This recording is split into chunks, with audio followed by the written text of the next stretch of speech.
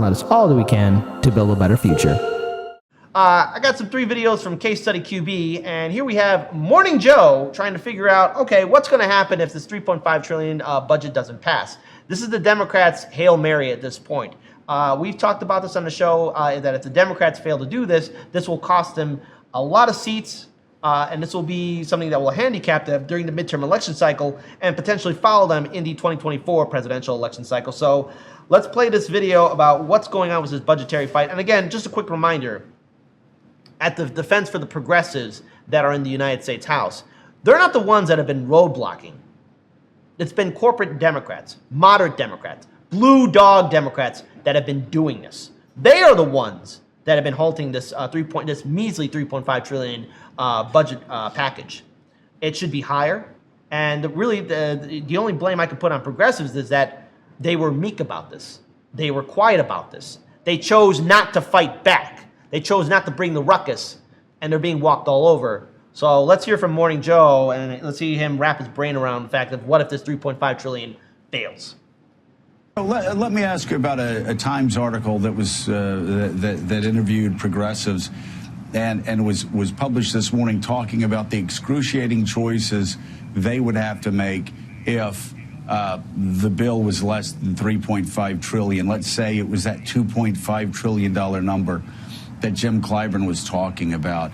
It seems to me that for most Americans, we're just throwing around numbers here. We don't know what we get for $3.5 trillion. We don't know what we would get for $2.5 trillion.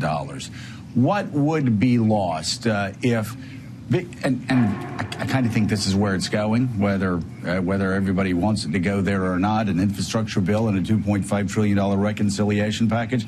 But if that is where we all end up, what is lost, according to progressives, in that $3.5 to $2.5 trillion drop? Well, as you know and read today, there's so many important programs in there on child care, on of course we talked about on climate, on health care. So the way I look at this is there's time horizons. So some of these programs that are here might be for a shorter period of time. But the bottom line is this: it's hard to know exactly what the end product is right now, and it's hard to negotiate here.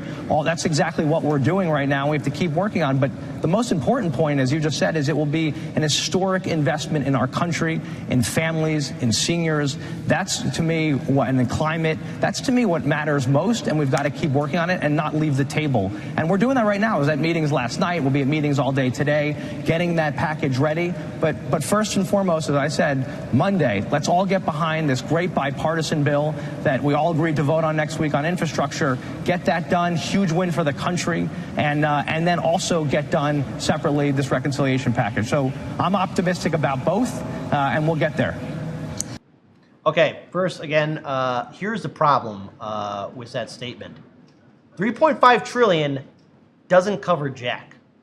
We need, at the bare minimum, $10 trillion. At the bare minimum, $10 trillion to invest into our country's infrastructure. $10 trillion. For decades, the United States has chosen not to invest into our railways, to our water systems, to our bridges, to our roads, to everything. And as a consequence, because of climate change, a lot of our infrastructure is falling apart. And we are unable to really compete with other countries that are investing into their infrastructure. So just a quick side note, look, when I was visiting Japan last year, I was on their super trains, some of their bullet trains that go, again, really, really fast, and they're pretty awesome. But when I was speaking to my relatives when I was there, they were telling me that they're updating them because those trains are not moving fast enough. They're updating, in Japan, they were updating the bullet train, which again is light years ahead of anything that we have here in the city of Chicago. So the very fact that we're seeing other countries invest into their infrastructure says a lot about the United States and how, again, we're struggling to pass $3.5 trillion.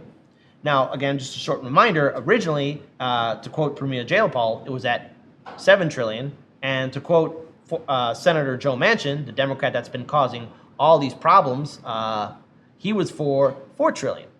Now, right now, they're talking about negotiating even lower and lower, and supposedly the progressives in the House and Senate are going to fight back and stand their ground. I don't believe it, especially because of recent actions from AOC and a few other progressives for their vote for the Iron Dome.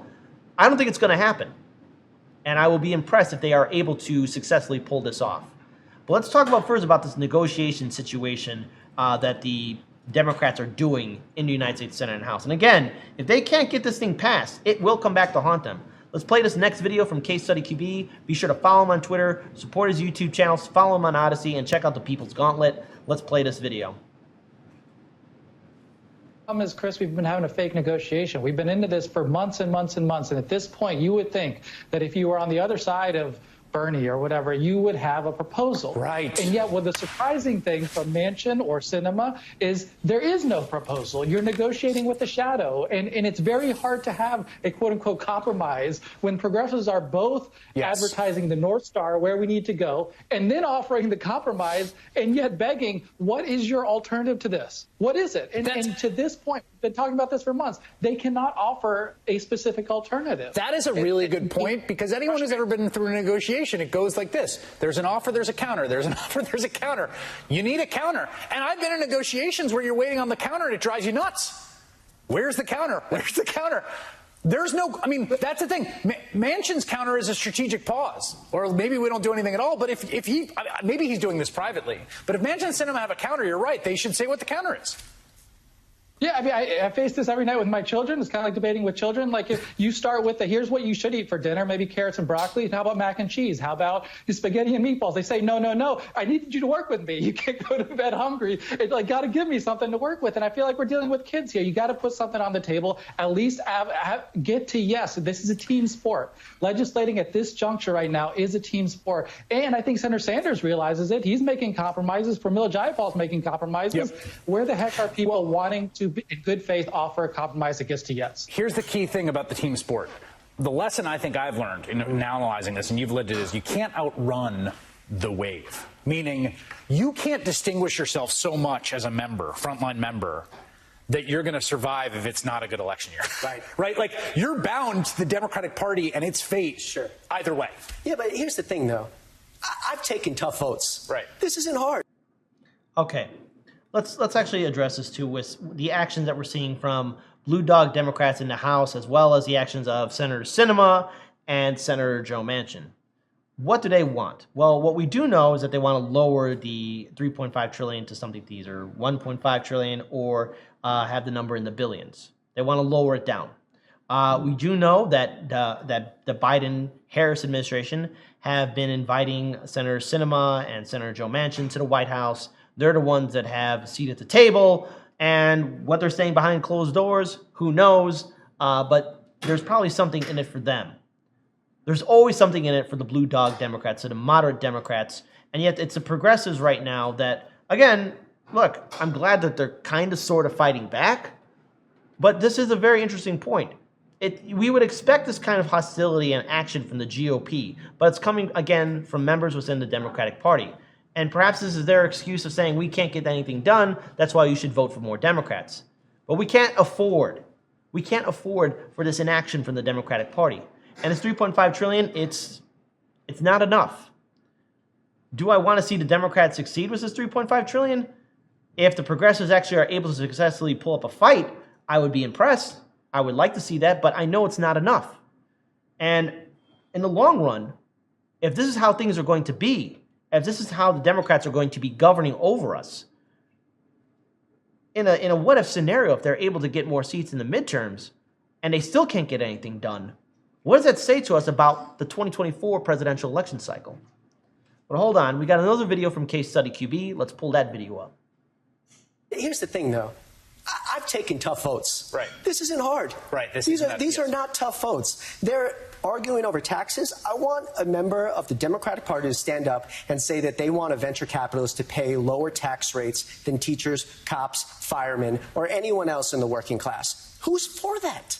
I do not understand anymore what they're arguing about. Yeah. It's time for them to put their heads down, remember that the Democrats, the party of the New Deal, the party of working people, get this thing done. Faz Shakir and Max Rose. Here's the All thing, right, let's pause it. Let's pause it right there. Let's be very clear. No matter what happens, whether this $3.5 trillion budget passes or fails, it's on the Democrats. But there's other issues at hand. Millions of Americans are being evicted from their homes. Millions more are still waiting to be evicted from their homes because, again, The United States government is basically letting people out there in the wilderness. They've abandoned them, especially in 2020. The American people deserve a continuous UBI. We deserve a Federal Jobs Guarantee Act. We deserve Medicare for all. We deserve student debt forgiveness, medical debt forgiveness. Already, millennials, college students, have $1 trillion in debt right now. We need to do debt forgiveness. But our lawmakers, especially the progressive ones, that ran on a lot of these progressive policies that we agree with, they haven't gotten anything from this administration. By constantly compromising, a lot of their voters and constituents are still waiting for some kind of relief. This is why we need to do a general strike. This back and forth that we're seeing within the Democratic Party is evidence enough. You can't reform a sick party. The Democrats are the Washington Generals, and they're losing to, I guess, what? I guess the Republicans are the Harlem Globetrotters? What a terrible analogy, but this is what we're seeing firsthand. I would expect maybe in a different reality, the GOP to constantly be the main antagonist towards this $3.5 trillion budget. But maybe in that other reality, perhaps people have common sense, because let's face it, we need to invest into our country. Trillions upon trillions of dollars into our infrastructure, into our people. But the Democrats are the ones playing this back and forth game, and it shows weakness in the Biden-Harris administration because they can't get their party together.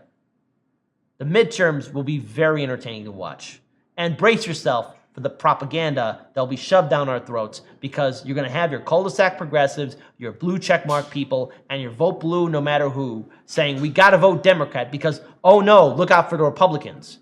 The Democrats' actions since Biden was elected as president has left an open door for the GOP to implement or use a lot of political ammunition against the Democratic Party.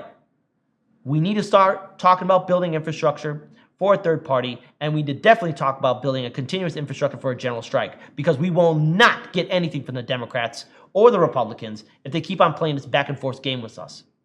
Millions of Americans are suffering, and our lawmakers are turning a blind eye to it.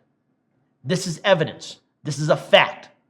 We are being left to fend for ourselves, and it's not right.